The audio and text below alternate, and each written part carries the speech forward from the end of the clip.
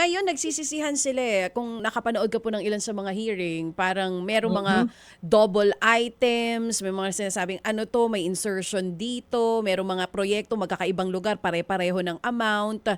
Hindi malaman DPWH ba naglagay, hindi daw congressman ang naglagay, DBM ba ang dapat sisihin? Kanino po bang fault yun? Yung haba ng proseso ng budget process natin, sinong at fault na yung 2026 budget may mga ganun pa rin?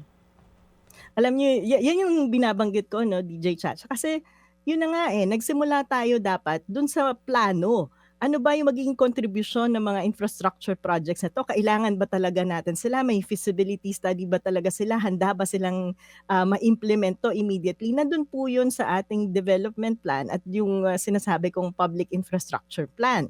Pero ang problema kapag nagpa-finalize na ng budget, halimbawa dun sa pagpa-finalize ng National Expenditure Plan, mukhang nag-uusap-usap na lang. Hindi na systematic kung paano na i-include sa budget, no? Nadadaan na lang ba yan sa pag-uusap sa pagitan ng DBM, NEDA at DPWH? Wala pong nagiging systematic kung paraan. Kaya even if tayo, civil society organizations, nahihirapan i-track kung paano ba umuusad mula sa plano hanggang dun sa napupunta sa National Expenditure Program itong mga items na to. Kaya Oo. napakadali talaga kasi napaka-discretionary eh. Ilang tao lang ang nag-uusap para ma-finalize itong NEP at ipapasa sa Kongreso. Libo-libong items ang pinag-uusapan natin. Kaya yung binabanggit ko na sana may unique ID mula sa planning papunta dun sa popondohan, madaling matrace. Kasi kung wala kang unique ID tapos na-insert ka, di ibig sabihin insertion ka lang, dinagdag ka lang ng kung Mm-mm. sino mang may interest or agenda.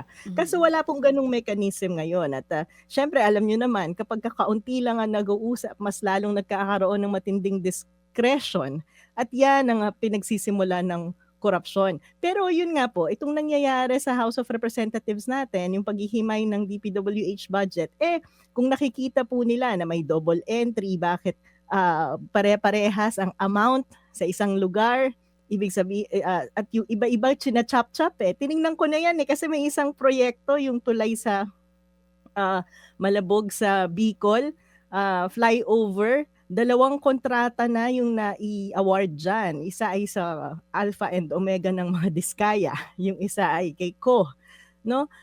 High Tone. 2 kontrata na, hanggang ngayon hindi pa rin tapos itong flyover nila. And it turned out, hinahanap ko nga po, ang sinasabi ay by phase daw ang implementation. Pero wala ka namang mahanap na impormasyon. Ilang phase ba talaga ang kailangan gawin bago matapos tong flyover na to?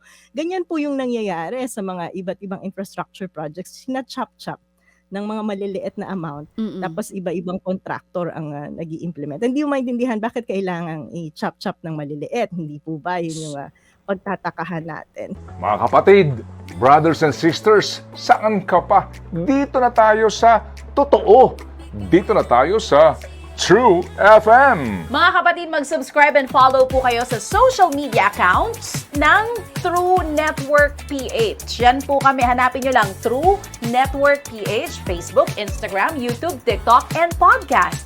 Mapa Apple or Spotify man yan, mahahanap nyo kami. Lahat ng mga napapanood at napapakinggan nyo po sa programa, nasa social media accounts namin yan. So paano mga kapatid? See you sa social media!